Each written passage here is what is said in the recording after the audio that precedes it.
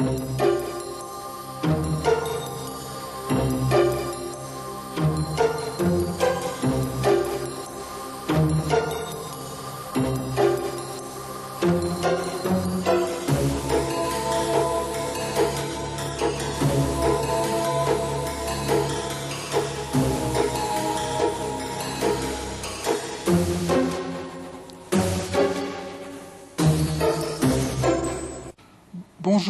Dans les images qui nous racontent depuis maintenant 5 ans la détention d'Ingrid Betancourt en Colombie, l'émotion semble avoir banni l'analyse politique. Alors, émotion de la famille et des protagonistes, on le comprend, mais aussi émotion de l'État français. Me acuerdo de todos los rehenes. Me acuerdo de cada una de sus familias.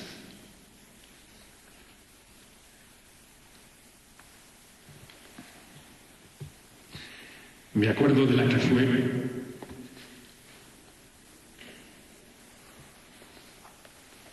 de la que es amiga mía.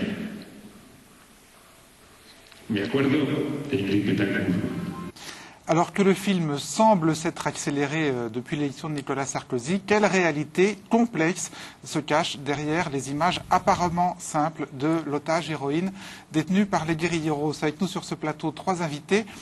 Jacques Bouchet, des comités de soutien à Ingrid Betancourt. Vous nous expliquerez la complexité de la situation telle que vous la connaissez, vous, et telle que nous allons la découvrir derrière les images que nous voyons à la télévision. Dorothée Oliéric de France 2, vous êtes rendu à plusieurs reprises en Colombie. Vous avez enquêté sur le terrain sur cette situation en effet très complexe. Enfin, Maria Morales, vous êtes journaliste au quotidien colombien Il Tiempo, et votre regard de Colombienne sur les médias français, évidemment, nous intéressera beaucoup parce que en Colombie, on voit les choses d'une manière très différente. J'ai cru comprendre. Mais on va commencer avec vous, David, par un scoop, puisque vous avez découvert le terrain d'investigation préféré du Trésor de TF1. Alors, tout a commencé en écoutant Claire Chazal, c'était l'an dernier, un peu avant les vacances. Si on en croit le succès du film Camping, les Français sont de plus en plus nombreux à utiliser la tente ou la caravane pour partir en vacances. C'est un mode de séjour peu coûteux qui permet aussi d'être un peu plus près de la nature. Voilà, ce constat objectif fait par Claire Chazal, eh bien, il n'a pas échappé à un de ses collègues de bureau. Ce soleil marocain nous ramène au week-end et aux vacances qui ne vont pas tarder à arriver. Pour l'instant, donc la Pentecôte, avec par exemple un gros rassemblement d'adeptes du caravaning ce week-end à Saint-Philbert de Grandlieu en Loire-Atlantique. Et à 13h, c'est vrai qu'un sujet sur le camping, ça permet de montrer des Français réconciliés avec eux-mêmes, pratiquant leurs loisirs préférés, y compris l'apéritif, parce que c'est quand même le journal de la mi-journée. Alors en fait, le Trésor de TF1 a consacré depuis un an 2 fois plus de sujets au camping que son homologue de France 2. Alors pourquoi? Je crois que le camping permet de traiter un des sujets favoris du journal de 13h, à savoir la pluie et le beau temps. On avait rarement eu un temps aussi froid au mois de mai. C'est pas très gai pour les retraités qui passent cette période dans leur caravane ou leur mobil-home. Après 2 jours de vraie tempête, le soleil revient quand même un peu. Oui, c'est vrai qu'on a eu une petite tempête, mais rien de méchant. Ça nous a secoué un petit peu. Ah, douceur de cette précarité sans risque au camping. Donc ça marche pour la météo, mais ça marche aussi pour les grands événements sportifs. Beaucoup de gens ont suivi le match de leur lieu de vacances, par exemple dans les campings, parfois d'ailleurs à côté de vacanciers suisses. Oh, je pense que c'est 3-2 pour les France. Pour les Français. Ouais. Les Français, certes, l'emportent, c'est la fête, mais on s'embrasse entre supporters des 2 camps avant de regagner les mobil-homes. Les vacances, la météo, le sport. Mais est-ce que ça pourrait marcher pour la politique, par exemple? Est-ce qu'on peut parler politique et camping en même temps? Eh bien, je crois qu'avec le camping, tout est possible. Dans les campings, les bruits de campagne paraissent quand même un peu faibles. Il y a peut-être trop de soleil pour s'intéresser à autre chose. Elle plane discrètement au-dessus du camping de Lissac-sur-Couze. L'élection présidentielle essaye de trouver sa place entre la partie de pétanque, le bronzage et le vent frais. Les candidats, eux, n'ont plus que quelques heures pour viser juste. Vous avez vu cette métaphore télévisuelle avec le cochonnet, la boule et viser juste pour les candidats? Alors, ça veut dire que si finalement on peut parler de choses sérieuses avec le camping, ça veut dire qu'au 13h de TF1, le camping est devenu une chose grave dont on peut parler gravement, aussi gravement qu'une fermeture d'usine ou une délocalisation. La colère des habitués d'un camping du nord de la France. Ils sont furieux car leur camping va fermer pour être transformé en espace touristique avec des gîtes et des cabanons. Les habitués venaient là depuis une trentaine d'années et certains d'entre eux refusent de décamper. Cet apéritif au soleil, les habitués du camping des Tilleuls le savourent tout particulièrement car ce pourrait être le dernier. Maintenant, bon, bah, c'est fini, c'est fini. Hein. C'est un truc qui était prévu avant et ils nous mettent dehors comme des malpropres. Ça prouve surtout que grâce à ce fabuleux terrain de médiation et de concertation qu'est le terrain de camping, eh ben, on pourrait, au 13h, intéresser les Français à presque tous les sujets. Et là, j'ai envie de vous dire, il faut être ambitieux. Je crois que d'un terrain de camping, on pourra parler demain de bioéthique, de nucléaire, pourquoi pas du G8. Alors vous riez, mais je crois que ça offre à l'information des perspectives assez considérables. Suggestion faite à qui veut l'entendre. Alors vous êtes demandé pourquoi, vous êtes peut-être demandé pourquoi vous aviez peut-être un peu plus de mal à vous intéresser à la campagne législative qu'à la campagne présidentielle qui l'a précédée. La réponse, Sébastien Boller, est dans notre cerveau, comme d'habitude. Eh oui, alors moi je me suis posé la question mardi dernier en regardant le journal télévisé de France 2 où David Pujadas présentait justement les derniers développements de la campagne. Comme chaque soir, on s'arrête sur une circonscription en particulier. Alors, nous avons dû flouter les visages des candidats parce que c'est le premier jour de l'élection, mais en gros on découvrait une série de candidats qui se promenaient sur le marché. Alors on tape le bout de gras avec le marchand de salade. Et à ce stade-là, c'est pas que je trouvais ça inintéressant, mais bon, vous savez ce que c'est, on est devant la télé, l'index se promène négligemment sur la télécommande et on zappe. Et j'ai zappé et voilà ce sur quoi je suis tombé. Maria Sharapova de dos sauve ici une première balle de match dans son 8e de finale face à la Suissesse Patti Schneider. Devant un public plutôt hostile et après avoir sauvé une deuxième balle de match, Maria Sharapova s'impose finalement 9 jeux à 7 dans la troisième manche. Après 2h37 minutes de jeu, la Russe s'offre ainsi un troisième quart de finale à Roland-Garros.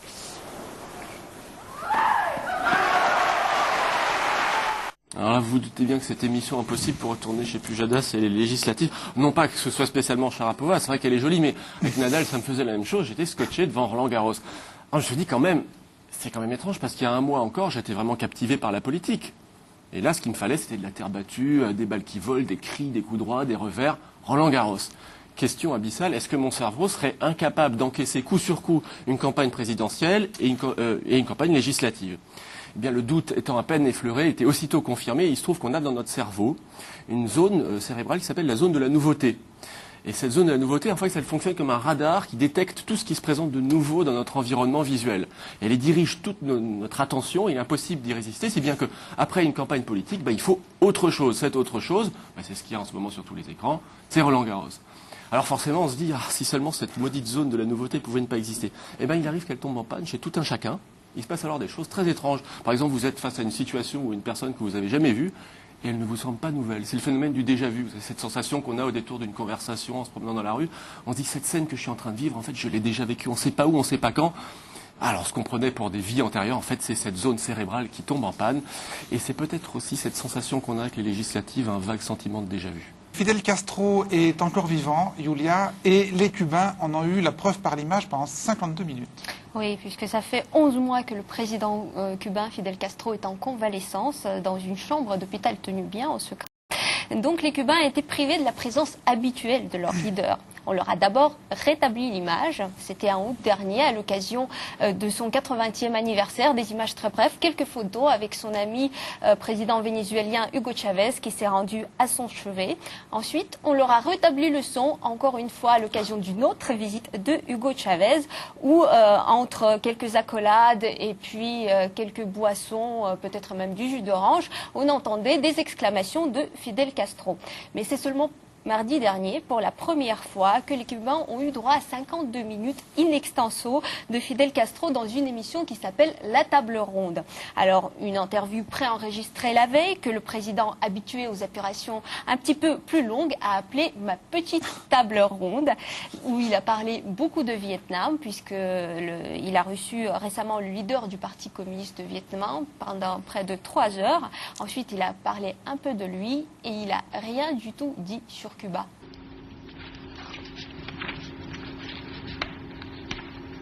En primer lugar,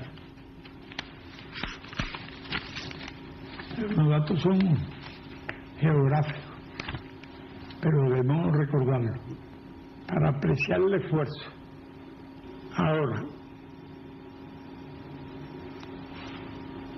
bueno, la capital es Hanoi, pero tiene la otra ciudad muy grande también, Ho Chi Minh. Ho Chi Minh. Población en ese momento, era 2006, 84.110.000 habitantes. Aquí tengo muchos datos. Algo importante.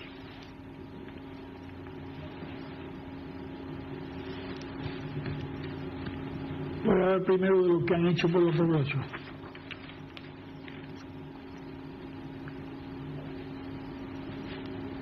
La tasa de analfabetismo muy baja. Están por debajo del 10. ¿Quiere hacer alguna pregunta más? Yo a lo mejor ya hemos aburrido aquí a la... No, yo creo que, ¿Qué tiempo llevamos hablando? Yo creo que es muy interesante. Llevamos como más de media hora, ¿no? Normal. 42 minutos. Solo dos observaciones. Uno que lo vi leer perfectamente. Quiere decir que está muy bien de edición. La miopía con los años se va reduciendo. La primera vez que a mí me dijeron, oiga, se va reduciendo la miopía, digo yo, eso quiere decir que estoy más joven.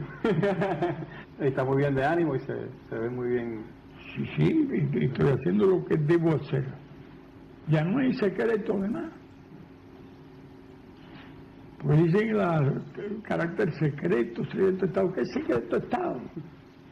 Yo les dije bien claro allí cómo era la cosa. Dije que por primera vez estaba mejor alimentado.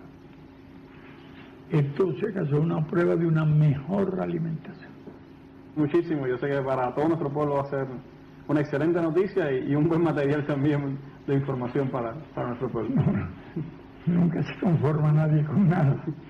Intervieweur de Fidel Castro, métier d'avenir du journalisme. Alors, la petite table ronde donc est passée en intégralité à la télévision cubaine. Réaction de la population, d'après ce qu'on en sait?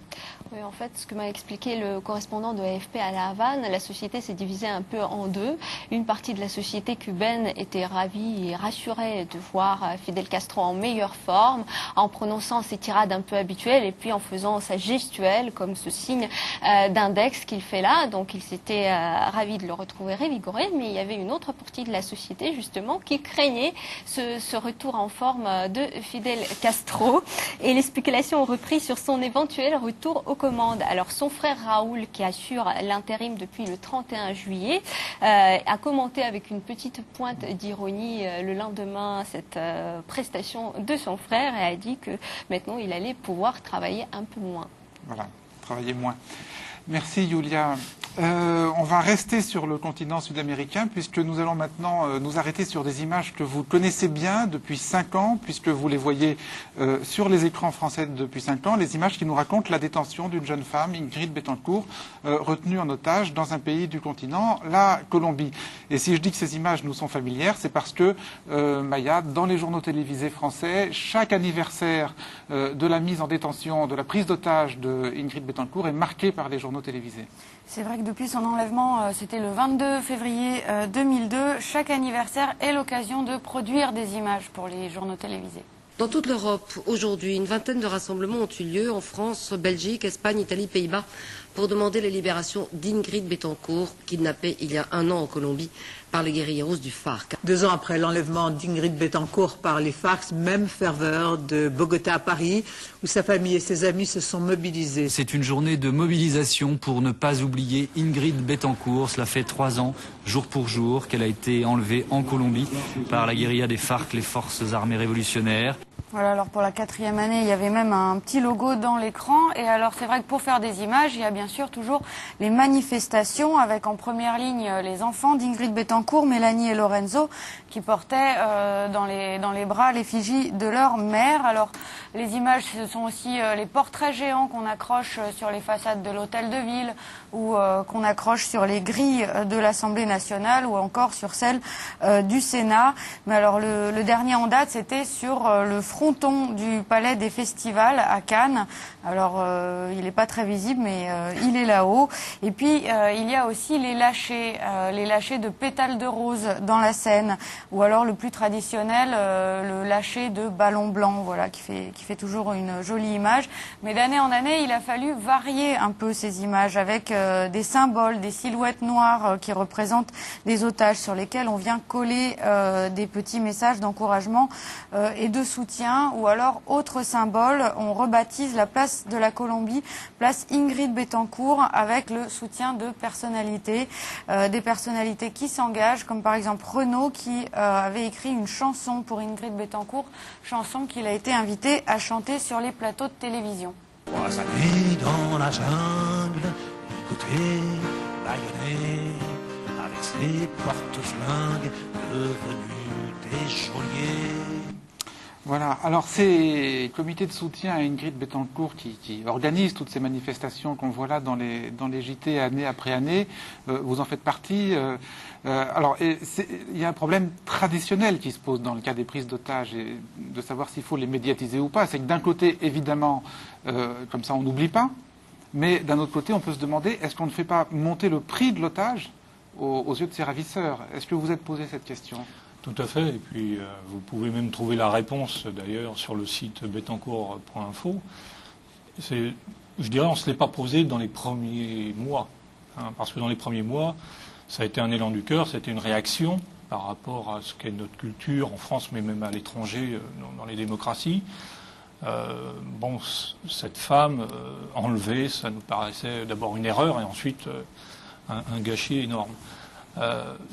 Mais assez vite, on a découvert que derrière Ingrid Betancourt, il y avait une problématique d'otages en Colombie. Il y avait une problématique, ça veut dire qu'il y en a beaucoup. Il y en a beaucoup, il y en a en gros 3000 à peu près, plus ou moins, ce qui est énorme, et ce qui est ahurissant même d'ailleurs, de ce point de vue-là. En Colombie, ça fait plus de 40 ans qu'on enlève des gens. Il y a des gens qui sont détenus depuis près de 10 ans aujourd'hui. On ne parlait pas d'eux avant, ça ne les a pas libérés. Alors, le choix entre on en parle ou on n'en parle pas, alors que de toute façon le résultat est le même, je pense que pour les otages, il est important qu'on en parle. Maria Morales, alors d'abord, très généralement, votre réaction de journaliste colombienne à Paris devant toutes ces images qu'on voit régulièrement à la télévision française? C'est la lutte pour la libération d'une femme et j'espère qu'on aura une solution très vite. Mais vis-à-vis de ce que vous venez de dire, moi, le côté des Colombiens qui n'ont pas compris, c'est que c'est une personne et qu'avant elle, il y a eu d'autres cas. Donc cette surmédiatisation d'une personne, ils se sont sentis oubliés que les autres, ils n'existaient pas. Donc c'est ça le problème. Donc il est apparu un problème en disant, est-ce qu'il y a deux catégories d'otages?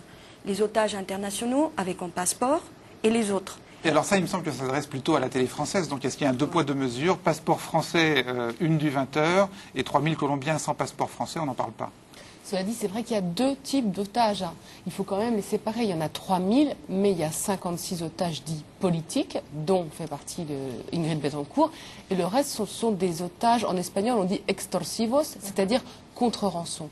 Donc ce sont deux choses qu'il faut traiter. Donc quand régulièrement, nous, en tant que journalistes, on cite, et on dit parmi les 3000 otages, dont 56 otages politiques, mais les FARC demandent de l'argent pour la majorité des otages et demandent un échange politique de négociation pour cette petite partie. Alors, si je peux me permettre, vous savez, il y a des gens qui nous ont reproché en nous disant Ingrid Betancourt, c'est l'arbre qui cache la forêt des otages. Et nous, on a toujours répondu, Ingrid Betancourt, c'est le phare qui a éclairé les otages. Voilà. Parce qu'avant Ingrid Betancourt, qui parlait des otages en Colombie? Même nous, on n'en parlait pas, on ne savait même pas que ça existait. Alors, toujours est-il que depuis quelques semaines, le film s'est accéléré, et il s'est accéléré au point qu'il faut bien dire que nous, comme téléspectateurs, Maya, on n'y comprend plus grand-chose. C'est vrai que depuis l'arrivée de Nicolas Sarkozy, le président colombien Alvaro Uribe multiplie les gestes de bonne volonté. Le 11 mai, par exemple, il se dit prêt à une libération massive de combattants des FARC en échange d'otages. Et alors, quelques jours plus tard, c'est un ancien policier détenu dans la jungle depuis près de 8 ans qui s'évade et qui annonce qu'il a vu Ingrid Betancourt vivante le 28 avril dernier. Alors on parle de contact entre les présidents français et colombiens et 2 jours après sa prise de fonction, Nicolas Sarkozy reçoit la famille Betancourt et promet de faire du dossier une priorité. Mais alors le même jour, contre toute attente, le président Uribe raffermit sérieusement son discours. Face à son état-major, le président colombien Álvaro Uribe donne l'ordre à son armée de passer à l'action. L'heure de la négociation avec les FARC est révolue. Nous ne lâcherons pas un millimètre de notre territoire. Et nous n'épargnerons aucune zone pour libérer Ingrid Betancourt. Alors, invitée sur le plateau du 20h de France 2, Mélanie Betancourt dénonce ce revirement du président colombien. Vous voulez libérer quelqu'un par la force. Vous allez l'annoncer comme ça au monde entier, surtout pour que ses ravisseurs le sachent, et pour qu'au moindre bruit d'hélicoptère, la première chose qu'ils fassent, c'est exécuter l'otage. Ça vous semble logique? Non, c'est un show médiatique qu'est en train de faire le président colombien. Il se moque de qui, là? Il se moque du président de la République en France. Il se moque de la France. Alors, une semaine plus tard, le président Sarkozy rappelle Álvaro Uribe, un coup de fil qui semble faire son effet immédiatement, et pas qu'un peu, puisque plus question d'opération militaire, le président colombien parle de libérer une centaine de combattants. Une libération massive et sans condition, un geste que le chef de l'État colombien justifie par la raison d'État. La guérilla colombienne a déjà qualifié de farce la proposition du président Uribe. Dans un communiqué publié hier sur Internet, le numéro 2 de l'organisation, Raúl Reyes, propose directement au président Sarkozy d'intervenir. Enjeu, la démilitarisation d'une zone où pourraient s'ouvrir les pourparlers, une exigence de la guérilla, toujours refusée par les autorités colombiennes.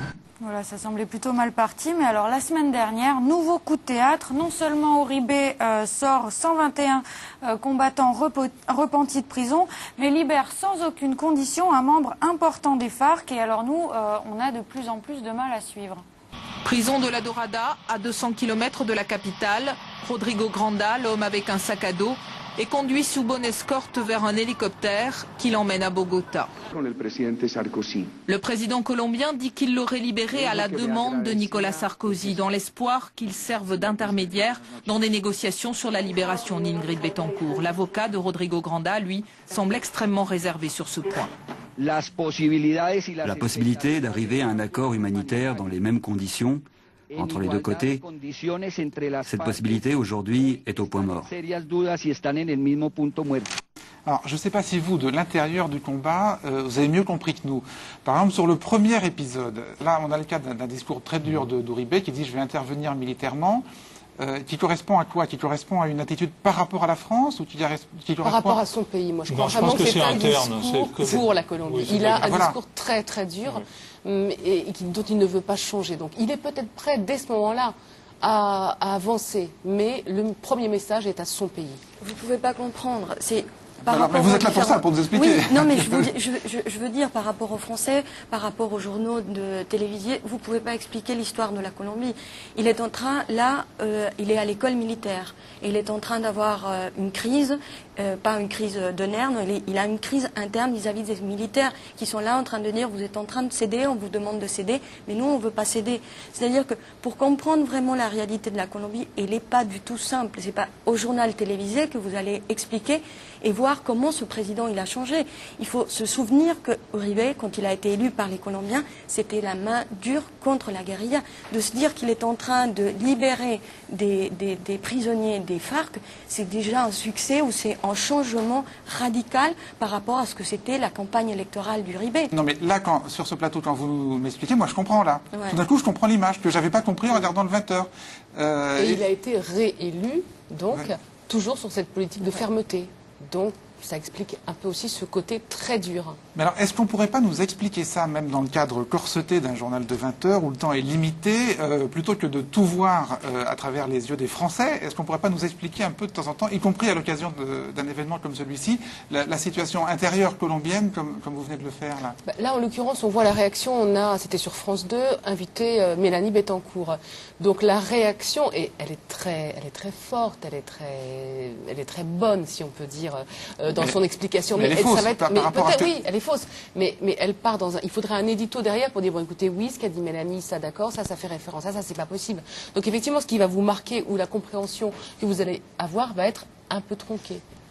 Ouais. Alors c'est vrai que bon, on vient de voir là Mélanie Bettencourt, c'est une des représentantes de la cause de la libération d'Ingrid Betancourt qu'on voit le plus, Maya, sur les plateaux de télévision. Et alors avec un discours sur la responsabilité de l'enlèvement de sa mère qui est déroutant, je dois dire.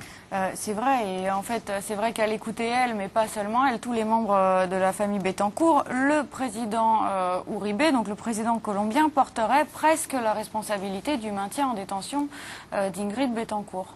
Le président Uribe, c'est vrai, n'a rien fait, non seulement pour la libération de ma mère, mais pour la libération de tous les otages en Colombie.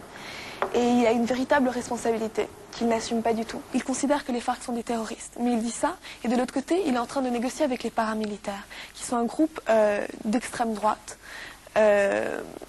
paramilitaire, qui a commis autant, si ce n'est plus, d'atteintes contre les droits humains que les FARC. Il faudrait que Uribe accepte de faire un accord humanitaire. Mais pour le moment, il ne veut absolument pas le faire. Il faut passer par là. À droite. Et je pense que c'est inadmissible parce qu'il joue avec la vie de 3000 otages. Depuis 2 ans, le président Uribe nous promet à nous, et quand je dis nous, c'est toutes les familles des otages, qu'il va faciliter tout pour qu'un accord humanitaire ait lieu. Mais en réalité, rien ne se passe. Au contraire, il fait tout pour rendre un accord humanitaire impossible. Vraiment, le président Uribe, en ce moment, a une attitude, si je peux le dire, complètement indigne d'un chef d'État. Parce que il ne veut pas assumer ses responsabilités. Et ce qu'il est en train de faire, c'est faire semblant de vouloir négocier avec les FARC pour un accord humanitaire, mais il leur propose toujours des conditions qui sont inacceptables par les FARC d'avance, et il le sait. Depuis 1 an et demi, le gouvernement colombien ne fait absolument rien pour mettre en place l'accord humanitaire, mais qu'en plus, il a saboté toutes les tentatives qui ont été mises en place par l'Église, par les Nations Unies et par des structures de négociation dans la Suisse. C'est dommage que la France ne puisse pas faire directement cet accord humanitaire avec les FARC. Cet accord doit être fait par le président Uribe, et ce qui m'inquiète, c'est qu'il ne le fait pas. S'il le voulait, ils seraient déjà tous libres. C'est pas son intérêt, je ne comprends pas pourquoi.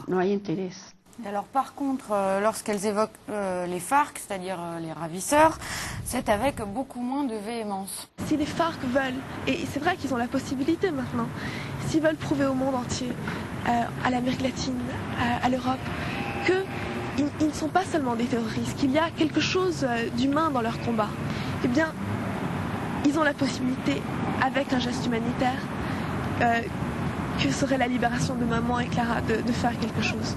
Donc, de prouver cela au monde. Les FARC, je suis tout à fait contre les méthodes qu'ils emploient dans leur lutte, c'est-à-dire les enlèvements, c'est les populations civiles qui en souffrent, après tout. Mais il y a tout de même une légitimité dans leur combat au début, c'est-à-dire contre l'injustice sociale en Colombie.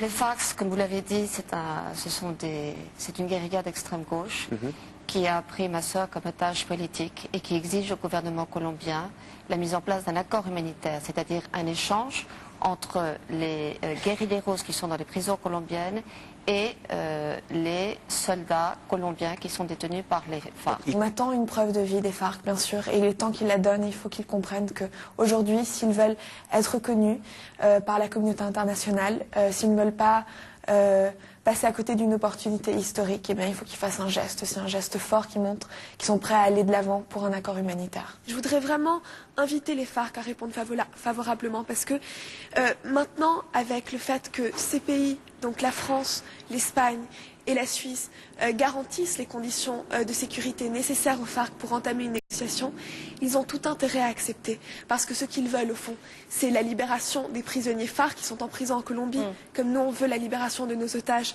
Alors il faut que les FARC acceptent cette proposition.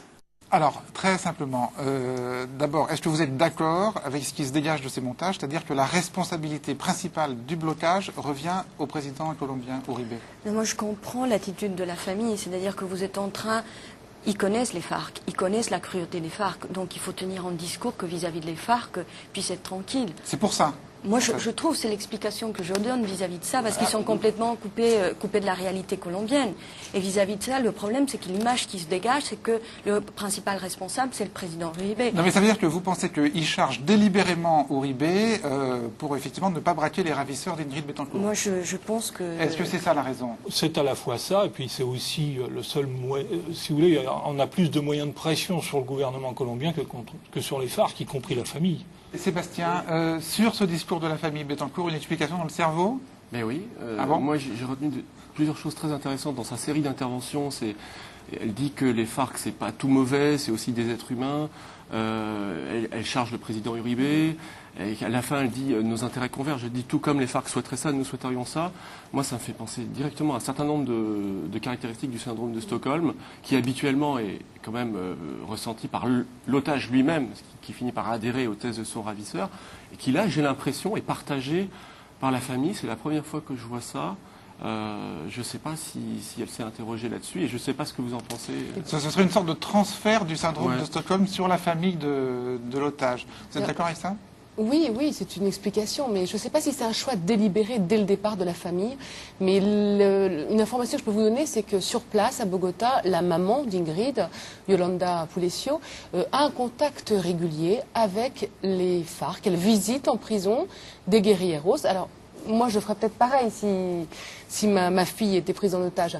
Mais il y a un rapport qui est un peu étrange. Et moi, j'en ai discuté donc avec Yolanda une fois, qui me disait, un guerrilleros m'a demandé de lui trouver un livre. J'ai dû faire 8 librairies avant de le trouver, quand même. Mais il était tellement content. Donc, elle se rapproche pour comprendre la lutte, pour se rassurer aussi sur l'état de santé de sa fille. Mais c'est vrai que ça s'appelle aussi le syndrome de Stockholm. Oui, mais alors ça pose une question que je vais vous poser brutalement.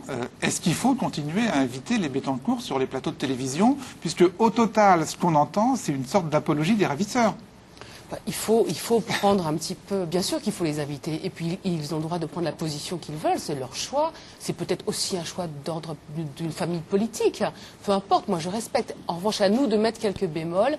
Et quand on a sur le plateau quelqu'un, peut-être de dire, mais pourquoi accusez-vous toujours? Franchement, c'est rarement fait, Dorothée Olléric. La plupart du temps, quand Mélanie Betancourt ou d'autres membres de la famille sont sur le plateau, ils ne sont jamais contredits. Alors là, juste l'extrait qu'on a vu tout à l'heure de Yolanda, la maman d'Ingrid, elle dit vraiment, s'il pouvait faire un accord humanitaire, il l'aurait déjà fait au Uribe, donc s'il ne le fait pas, c'est qu'il ne le veut pas. Et moi, après, je reprends dans le commentaire en disant des propos laconiques d'une mère dont la fille a été enlevée depuis 5 ans et 4 mois. Donc je remets un petit peu aussi en perspective. Mais je pense qu'il devrait... Laconique, c'est timide.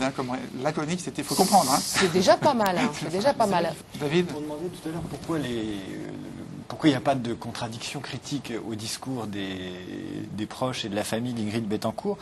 Ce que je vais dire est assez... entre guillemets monstrueux, mais c'est que finalement cette démarche pour faire libérer les otages est une démarche médiatique à souhait, si j'ose dire. C'est-à-dire qu'elle est profilée pour passer à la télévision et pour être accueillie à la télévision sans aucune contradiction.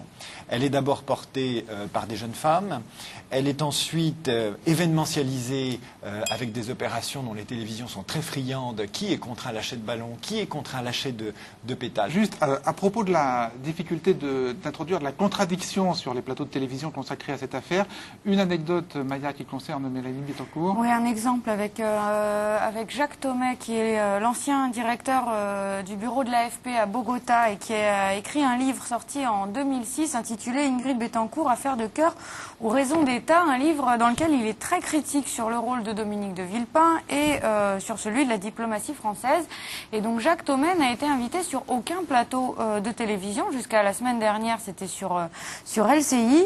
Alors, certaines émissions ont essayé, mais apparemment, les Betancourt s'y sont opposés. Mais de toute façon, Jacques Thomet lui-même m'explique que lui, en quelque sorte, ne veut pas être confronté sur un plateau à la douleur d'une fille qui attend le retour de sa mère. Donc, lui-même n'est pas vraiment chaud pour venir en plateau avec Mélanie Betancourt ou Astrid, ou en tout cas avec un membre de la famille Betancourt. Puisque c'est évidemment, sur un plateau, contredire quelqu'un qui porte cette souffrance, qui porte ce combat, c'est une mission impossible. C'est la raison pour laquelle nous vous avons invité, puisque vous êtes membre des comités de soutien, mais vous n'avez pas l'investissement... On peut vous contredire, vous n'avez pas l'investissement affectif. Juste un mot sur les mots, si j'ose dire.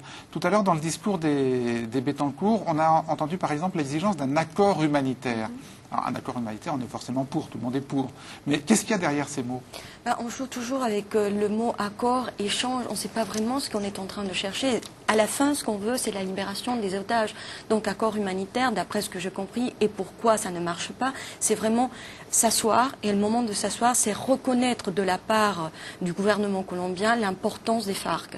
Et d'après le gouvernement colombien, qui va libérer de façon unilatérale ces prisonniers, il va le faire de bonne volonté, c'est-à-dire qu'il ne va pas reconnaître l'importance. D'accord. Alors, le récit télévisuel, c'est des émissions de plateau, c'est aussi des reportages, ce qui est votre spécialité, puisque vous êtes reporter, et donc Dorothée Oliéric s'est rendue à plusieurs reprises en Colombie, Maya. Oui, c'est vrai, ces 2 dernières années particulièrement, on vous a vu à plusieurs reprises sur le terrain, alors dans la jungle notamment, et la plupart du temps avec l'armée. Alors vous avez par exemple refait la route sur laquelle Ingrid Betancourt a été enlevée, route qui depuis a été sécurisée, en tout cas d'après ce que vous en disent les habitants rencontrés sur cette même route.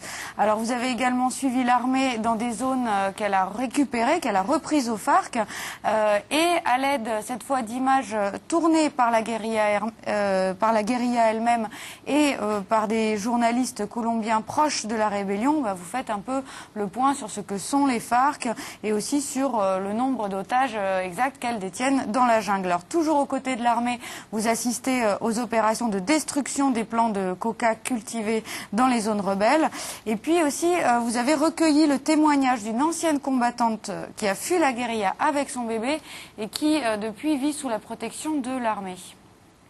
Il disait qu'il n'y avait pas de place pour un enfant dans la guérilla. Je pleurais toute la journée, je ne voulais pas l'abandonner. C'est pour cela que je me suis enfuie et par miracle, j'ai réussi. Pourquoi les gens restent dans la guérilla? Parce qu'ils ont peur? Oui, bien sûr, ils restent parce qu'ils ont peur. Tous les combattants savent que s'ils tentent de s'enfuir, ils peuvent être exécutés sur le champ. Il n'y a aucun pardon. Voilà, alors les FARC, vous ne les avez pas rencontrés directement, mais en août 2006, vous diffusez l'interview de leur porte-parole, qui a été réalisée en fait par 2 journalistes habitants sur place, et donc ce porte-parole affirme qu'Ingrid Betancourt est en vie. Alors juste une question de curiosité à propos de ça. Bon, la plupart de vos reportages sont faits avec l'armée colombienne. Pourquoi? C'est parce que les FARC, c'est trop dangereux de les approcher ou... C'est pas... D'abord c'est dangereux, oui, c'est vrai. C'est pas trop dangereux, c'est surtout il y a des guérillas qui sont plus ou moins accessibles, on va dire, aux journalistes, aux médias. Les FARC ne sont pas très accessibles. C'est possible, mais c'est quelque chose un petit peu à long terme. Quand on est sur place, c'est plus facile. On peut faire passer des messages. À Raoul Reyes, c'est à peu près tout. Et ensuite, quand on a une réponse, on y va. Moi, j'y vais ponctuellement pour l'anniversaire. Donc, c'est plus des journalistes qui sont sur place qui peuvent faire ça. Alors, juste pour terminer avec le travail de Dorothée Oliéric, donc reportage sur le terrain avec l'armée, voilà, interview dans la jungle. Oui. Et alors, des fois, vous allez à Bogota aussi. Par exemple, vous allez rendre visite à Juan Carlos Lecomte, le mari d'Ingrid Betancourt, qui, par exemple, pour la fête des mères, va jeter des photos des enfants au-dessus de la jungle et qui, de chez lui, attend patiemment le retour de sa femme. Vous consacrez également un long sujet à un colonel, au colonel Mendieta, qui est le plus vieil otage détenu par les FARC à ce jour et dont la fille attend le retour depuis plus de 8 ans. Et alors en février dernier, au moment du 5e anniversaire de l'enlèvement, vous vous rendez à Bogota où vous avez réussi à obtenir une interview du président Uribe. Voici le président colombien Álvaro Uribe, allié de George Bush et homme à poigne, qui parle sans détour. Les FARC se moquent de l'opinion publique européenne. Quand les FARC voient à la télévision les manifestations en Europe en faveur de l'accord humanitaire, ils rigolent. Entre leurs fusils et les montagnes d'argent provenant de la cocaïne, ils ignorent avec mépris les angoisses européennes pour la libération d'Ingrid Betancourt. David ? Moi, je me souviens très bien de cette interview-là parce que, si vous voulez, la parole de celui qui fait le boulot sur le terrain, qui est en bras de chemise, si j'ose dire, est très peu portée dans les médias français. Et j'avais été très surpris ce jour-là de le voir à la télévision parce qu'on l'entend jamais alors que c'est lui qui fait le boulot sur le terrain. Mais il sait qu'en Europe, notamment, justement, on le condamne lui, qu'on le rend responsable, entre guillemets, de cette prise d'otage qui n'en finit pas. Donc il refuse de parler aux médias étrangers en général, européens en particulier. Ça a été dur d'avoir l'interview ? Oui, c'est très très dur. Oui, il ne parle jamais, il n'avait pas parlé depuis 3 ans ou quelque chose comme ça. C'est-à-dire vous aviez demandé... justement, oui, j'ai demandé officiellement depuis longtemps, la rédaction de France 2 depuis plus longtemps encore. Mais vous faisiez valoir ces arguments, vous disiez, mais vous savez, en Europe, votre politique est mal perçue, puisque les Betancourt disent que c'est de votre faute si Ingrid reste détenue. vous faisiez valoir ces arguments. Oui, et au bout d'un moment, c'est un travail de confiance avec son entourage qui se dit, elle ne va pas rentrer dedans, elle va peut-être l'écouter avec un peu plus d'objectivité que la moyenne des journalistes. Puisque je peux vous dire qu'il ne mâche pas ses mots. C'est la première fois que j'interviewe un président qui traite les FARC, et d'ailleurs ça pousse pas à l'optimisme, de crétins, de menteurs. J'ai pas mis tout ça parce qu'on ne le connaît pas, l'interview fait 3 minutes, mais en vrai elle fait une demi-heure ou 45 minutes. Et j'étais scotché sur mon fauteuil devant ce franc-parler, et je me suis dit, elle n'est pas sortie. Elle n'est pas sortie quand j'ai vu aussi le... Et puis il a même dit, je dis, si vous savez où elle est, qu'est-ce que vous faites? Il dit, j'attaque. Je dis, vous prévenez la famille. Éventuellement, je les avise. Donc ça, c'était déjà, je ne sais plus la date exacte, mais bon, avant tout ce qui est en train de se passer aujourd'hui. Donc il peut changer, parce qu'il est intelligent, cet homme. Il peut changer. Mais effectivement, ce que vous dites apporte bien un autre point de vue. Juste un mot sur les paramilitaires. Parce que vous disiez la situation politique en Colombie est très compliquée. Ah oui. Et c'est vrai qu'en préparant ce dossier, nous, on a découvert qu'il y avait un autre groupe armé qui sévissait en Colombie et dont on n'entendait pour le coup jamais parler dans les médias français. C'est les paramilitaires d'extrême droite. Vous pouvez nous dire ce qu'il en est? Lors de la création de la guérilla, et lorsque le gouvernement ne pouvait pas aider les citoyens à se protéger de ce qui était en train de se passer, il y a eu ces armées privées qui se sont créées et qui au fur et à mesure se sont multipliées et qui ont été également infiltrées par la drogue. Parce que si on veut revenir vraiment dans le noyau du problème de la Colombie, c'est la drogue. C'est vraiment là. Et il y a des sujets, il y a des fois où je suis vraiment... on ne parle pas vraiment du problème de la drogue, comment elle a influencé et comment tout est géré à ce niveau-là.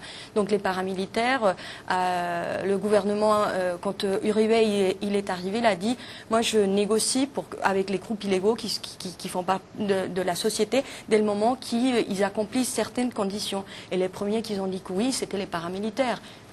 Et c'est pour ça aussi qu'aujourd'hui, il libère massivement des guérilleros des FARC, parce qu'on lui reproche en interne d'avoir fait ça, d'avoir été un petit peu trop coulant avec ces paramilitaires d'extrême droite. Et donc, le fait de libérer massivement, c'est aussi son intérêt pour montrer plus à l'international qu'il est comme ça avec tout le monde, avec tous les groupes armés. Pourquoi vous n'avez jamais tourné un sujet avec les paramilitaires? Parce que vous vous êtes dit, oh là là, ce serait trop compliqué à comprendre pour les téléspectateurs, il faut...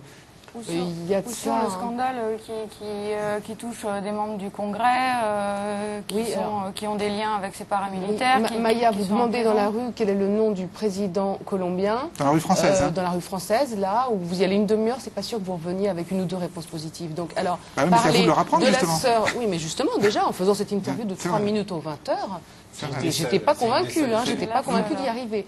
Et nos confrères partent pas tout le temps comme ça.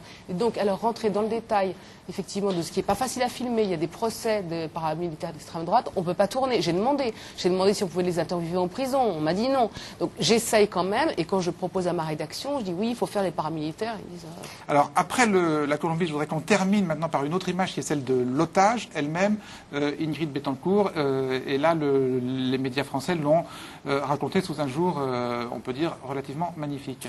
C'est vrai qu'après son enlèvement, à travers les JT, les Français découvrent une femme à la fois très populaire et très dérangeante pour la classe politique de son pays, et ce en raison de son combat contre la corruption. On est toujours sans nouvelles de celle qu'on appelle la passionnariat, la sénatrice Ingrid Betancourt, enlevée samedi dernier par les FARC, principale guérilla du pays. Et aujourd'hui, toute la communauté internationale s'inquiète pour le sort d'Ingrid Betancourt. Ingrid Betancourt, qui se promenait encore l'année dernière dans les rues de Paris, s'est toujours battue pour que son pays, la Colombie, cesse enfin d'être le paradis des mafieux et des corrompus. À ce titre, elle a beaucoup d'ennemis, mais elle a aussi une énorme aura internationale sur laquelle comptent sans doute ses ravisseurs. Il y a maintenant un peu plus d'1 an, l'une de nos équipes a pu suivre Ingrid Betancourt en croisade contre la corruption à l'endroit même où elle a été enlevée. Ils font des barrages sur les routes, ils contrôlent l'identité de tout le monde, et quand il y a, entre guillemets, des gros poissons qui passent, ils les prennent. Et évidemment, moi je suis ce qu'on appellerait un gros poisson. Ingrid Betancourt est un personnage politique unique en Amérique latine. 40 ans, ancienne élève de Sciences Po à Paris, cette fille de la haute société colombienne se bat contre la pauvreté, contre la guerre civile, contre surtout la corruption qui ravage son pays. À la tête de son parti écologiste, Oxygène, elle a été élue à l'Assemblée, puis au Sénat, où son discours dérange forcément. Mélanie, si fière d'être la fille d'Ingrid, jeune fille au visage illuminé par l'amour d'une mère guerrière et téméraire. Mélanie, enfant modèle d'une mère modèle, pousse sa petite voix ici, espérant qu'un jour on pourra dire d'elle qu'elle est la digne héritière de la Jeanne d'Arc des Andes. Alors, question très simple, est-ce que cette Ingrid Betancourt que nous racontent les télés françaises, est-ce que c'est celle que connaissent les Colombiens? Non. C'est une femme politicienne qui travaillait comme les autres politiciens. C'est-à-dire en Colombie, tous les politiciens ne sont pas des corrompus. Il ne faut pas généraliser. Il y a d'autres personnes qui se battent pour avoir un meilleur gouvernement, pour que la paix revienne en Colombie. Donc elle fait partie de ces politiciennes qui ont un tempérament de feu, qui a fait des choses importantes. Oui, c'est vrai, mais elle n'est pas la seule. Le problème pour les Colombiens, c'est de comprendre qu'en France, ils pensent que c'est la seule, l'unique. Et c'est ça. C'est pas la seule, mais c'est la seule qu'on a enlevée. Il y a quelque chose de très différent en Colombie. C'est la seule femme politique qui a été enlevée ces dernières années? Non, enfin, de ce calibre. Au niveau des politiciens, non. Il y a eu d'autres femmes. Alors, attendez, oui, il y a eu d'autres... Les politiciens, oui. C'est-à-dire la différence entre femmes et hommes, politiciens ou pas politiciens. Les accords de paix avec le gouvernement Pastrana étaient lors du kidnapping du sénateur Guetchen Turbay. C'est à partir de là. Est-ce qu'on peut donner une estimation du nombre de responsables politiques qui ont été enlevés par les FARC? Enlevés et tués, ça dépend... Là, je ne peux pas vous dire des chiffres. Mais leur base, c'est les 56 politiques. Hein. Les politiques, c'est mes femmes.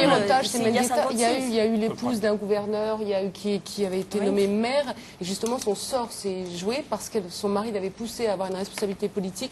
Donc elle est allée avec les otages politiques, alors qu'elle aurait été de l'autre côté. Ils auraient pu négocier sa libération. Et les 56 ils sont en vie, il y a eu le gouverneur d'Antioquia qui a été enlevé, qui était également politicien, qui était avec un ex-ministre. Eux, ils ont été tués.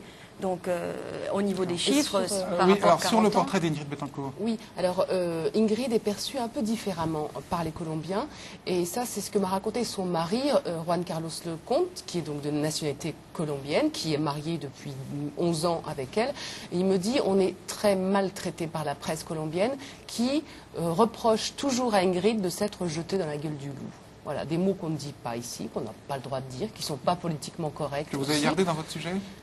Je ne l'ai peut-être pas mis, mais parce que Ah oui, mais alors si vous ne le mettez pas, on ne le dira pas ici. Non, et pour moi, c'était pas nouveau, c'est quelque chose que je savais de la position colombienne. Oui, mais les Français savent pas ça, par exemple. Ça, c'est quelque chose qu'on a découvert. Ça avait été dit dans un article du Monde ça a été lors dit, de son enlèvement. Non, mais c'est quelque chose qu'on a découvert, nous, en faisant l'enquête. C'est les conditions dans lesquelles ce kidnapping s'est passé. C'est-à-dire qu'elle avait été avertie à plusieurs reprises du danger qui la menaçait si elle se rendait dans cette zone. Elle est passée outre à tous les avertissements. C'était une démarche politique. C'est une démarche politique. Elle a voulu s'y rendre. Toujours dit qu'en tant que sénateur de Colombie, aucun pouce du territoire colombien ne lui était interdit. Non, c'est parfaitement respectable. Elle tenait le même discours que le président actuel. Enfin, si, quelque part, oui. Ce qui est parfaitement respectable, ce qui est simplement remarquable, c'est que les médias français le rappellent très très rarement, quoi. Voilà. C'est un élément de l'histoire qui est important. Et il y a aussi quelque chose qui est très rarement rappelé, c'est son poids politique national en Colombie. Je crois qu'on a retrouvé un seul extrait, Maya, dans lequel on rappelle qu'aux dernières présidentielles, elle a obtenu un score de 0,7%. C'est un petit candidat, on le rappelle, c'était un petit candidat et c'est devenu... Oui, enfin, cela étant, il faudrait aussi dire que lorsqu'elle a été élue députée dans les études qui étaient faites en Colombie même, sur les différents candidats, elle n'était même pas citée alors qu'elle a été élue, que quand elle était sénatrice, on ne la citait pas, et elle a eu le meilleur résultat des sénateurs de Colombie, et qu'au présidentiel, je ne sais pas ce que ferait un candidat en France qui serait enlevé le premier jour de sa campagne, et qui ne s'exprimerait pas du tout, et qui aurait...